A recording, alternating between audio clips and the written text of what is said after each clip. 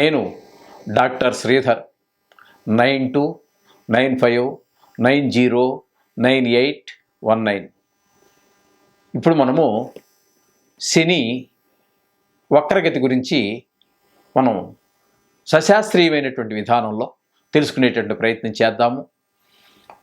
శని కుంభరాశి నుండి మకర రాశికి అంటే వెనక రాశిలోనికి ద్వారా వ్యవహారం నడిపిస్తున్నారు. కానీ మీకు దాని గురించి మళ్ళీ వెనక మకర రాశిలోకి వచ్చారని మీరు భ్రమపడాల్సిన పని లేదండి. ఆయన కుంభంలోనే ఉంటారు. అంటే వ్యవహార దృష్టి మాత్రం వెనకాల ఉన్నటువంటి మకర రాశిలోనికి వస్తోంది. అక్కడి నుంచి ఆయన వ్యవహారాలన్నీ నడిపిస్తూ ఉన్నారు. ఇప్పుడు మనకి ఇది అయిపోయినటువంటి నిజానికి జూన్ 30వ తారీఖున ఆయన ప్రవేశం జరిగింది. అప్పుడే 3-4 రోజులు గడిచిపోయింది. కానీ నేను నిజానికి ఇది ఈ వీడియో చేయాలనుకోలేదు. కానీ చాలామంది మా అనుయాయులు ఉంటారు కదా, చాలామంది యూట్యూబ్లో చూశామండి, ఇది చూశాము, వారు ఒక రకంగా చెప్పారు, వీరు ఒక రకంగా చెప్పారు, ఇదంతా చాలా కన్ఫ్యూజ్గా ఉందండి. అది కాదు, మాకు మీ మీద నమ్మకం కాబట్టి మీరు చెప్పినట్టయితే మాకు నమ్మకం కాబట్టి మీరు చెప్తే బాగుంటుంది అని చెప్పేసి వందల సంఖ్యలో పైనే వచ్చినాయి నాకు ఫోన్లు. అందుచేత నా స్టైల్లో నా పరిజ్ఞానం సహకరించిన మేరకు చెప్పడం కోసం వీడియో చేస్తున్నాను. అయితే ఇక్కడ 30వ తారీఖున జూన్ 30 నుండి ప్రారంభం చేశారు వక్రంలోకి, అంటే మకరంలో నుంచి చేయడం ప్రారంభం చేశారు. ఆయన June, July, August, September, October, November నెలలో 15వ తారీఖు వరకు మకరం నుండే అంటే వక్రగతిలో నుండి ఆయన వ్యవహారం అంతా నడిపిస్తూ ఉంటారు. తద్వారా అసలు ఈ వక్రం అంటే ఏమిటి అనేటువంటి మనం తీసుకున్నట్టయితే ఏ గ్రహము కూడా వక్రంగా నడవదండి, అన్ని సక్రంగానే నడుస్తాయి. అంటే వాటికి ఉన్నటువంటి పరిధి కక్ష్య ఏదైతే ఉందో ఆ కక్ష్యలో అన్ని 5 గ్రహాలకు మాత్రమే వక్రగతి ఉంటుంది. అవి ఈ కుజ, బుధ, గురు, శుక్ర, శని 5 గ్రహాలకే. రాహుకేతువులు ఛాయాగ్రహాలు. ఇక సూర్యచంద్రులు అయినట్టయితే అవి మండల గ్రహాలు అంటారు. అందుచేత సూర్యుడికి చంద్రుడికి వక్రగతి ఉండదు.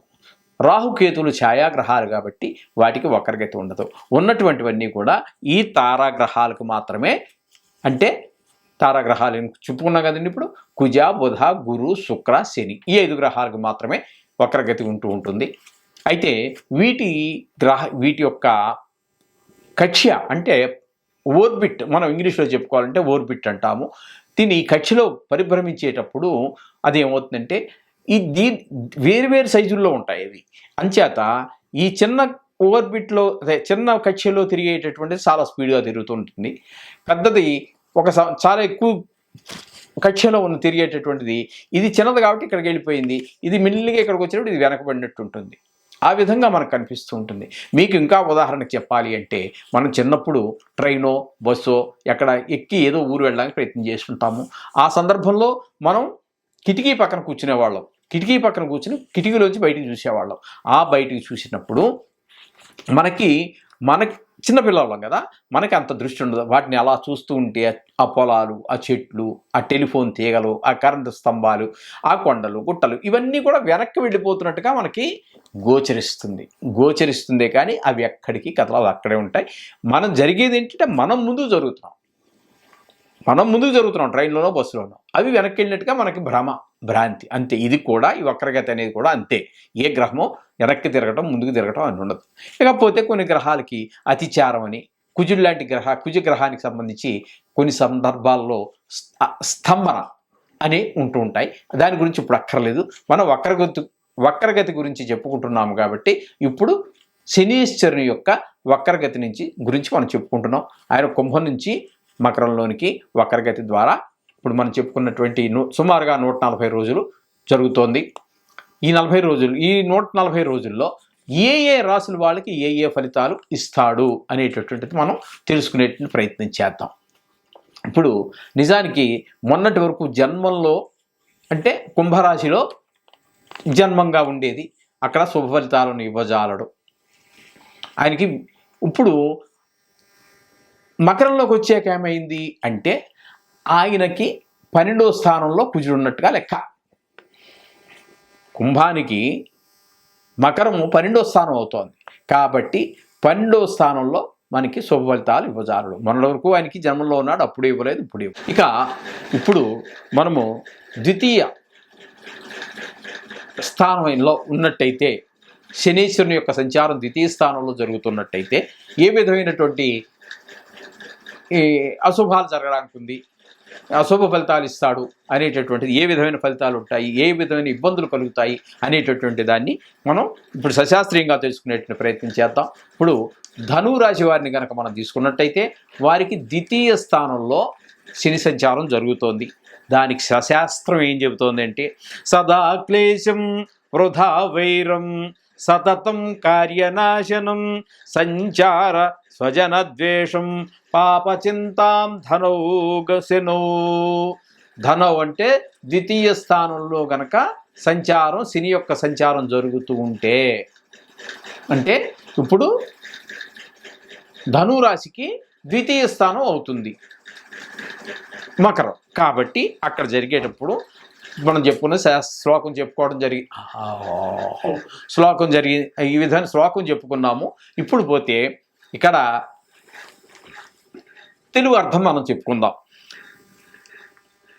ఎల్లప్పుడూ ఈ 139 రోజులు కూడా విచారం కలుగుతూ ఉంటుంది. వృధా కలహం, అనవసరమైన గొడవ, దానికి పెద్ద రీజన్ ఉండదండి. వాడు పెట్టచ్చు, మనతో గొడవ పడవచ్చు, వాడు అకారణంగా లేకపోతే సకారణంగా పడవచ్చు. మొత్తం మీద కలహం అనేది మాత్రం జరిగే అవకాశం ఉంది. ఏదైనా ఒక కార్యం చెయ్యాలి, ఒక పని చెయ్యాలి అని మీరు అనుకున్నారు, ఆ పని చెడిపోతూ ఉంటుంది, ముందుకు వెళ్ళదండి. ఇకపోతే పాపకార్యాలు చేయడంలోనూ కొంచెం ఇంట్రెస్ట్ ఎక్కువగా ఉంటుంది, పాపకార్యాలు చేయడం మీద దృష్టి ఎక్కువగా ఉంటుంది. సర్వజన విరోధం, ఎవరితో మాట్లాడినా గొడవగానే ఉంటుంది. ఇంట్లో వాడితోటి, ఆఫీసులో వాడితోటి, బయట వాడితోటి అక్కర్లేని గొడవలు, వ్యవహారం. ఈ విధమైనటువంటి ద్వితీయ స్థానంలో సంచారం చేసేటప్పుడు, ధనస్థానంలో చేసేటప్పుడు ఈ విధమైన ఇబ్బందులు కలుగుతూ ఉంటాయి. అలాగే రావాల్సినటువంటి ధనం చేతికి రాకుండా ఉండటం, ఇవన్నీ కూడా జరుగుతూ ఉంటాయి. ఈ విధమైనటువంటి ఫలితాలు 2వ స్థానంలో, అంటే ధనురాశి వారికి ఈ విధమైనటువంటి ఫలితాలు ఉంటాయి. మనం చెప్పుకుంటున్నట్టుగానే రోజు నవగ్రహ శ్లోకాలు, బీజాక్షర మంత్రాలు, ప్రకాశిక మంత్రాలు చదువుకోండి. ఏమీ లేదు, నవగ్రహాల దగ్గరికి వెళ్ళండి. ఆదిత్యాయ సోమాయ మనం ఇద్దరు కూడా చాలాసార్లు చెప్పుకోవడం జరిగింది.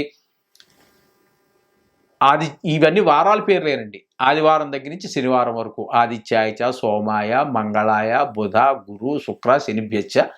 ఇక రావుకేతులు వాటికి వారాలకు పేర్లు లేవు కాబట్టి ఆ 2 యాడ్ చేసుకోండి. నమః లేదు, అక్కడ నవగ్రహాల దగ్గరికి వెళ్ళండి, వాటి పేర్లు చెప్పుకోండి, నమస్కారం చేసుకోండి, 9 ప్రదక్షిణలు చేయండి. ఈ లోపులో కనుక ఏదైనా మీకు వచ్చినట్టయితే, అంటే శని త్రయోదశి లాంటివి ఏదైనా వస్తే ఆ రోజున మాత్రం తైలాభిషేకం చేసుకోండి, గుళ్ళోకి వెళ్ళి. అలాగే నువ్వులు కాస్త, నల్లబట్ట, చిన్న మొక్క, ఇనప మొక్క ఏదోటి ఇచ్చి బ్రాహ్మడికి దానం చేసుకోండి. మీ దోషాలన్నీ పోతాయి, అంతా శుభం జరుగుతుంది. దీనికి భయపడాల్సిన పని ఏమీ లేదండి.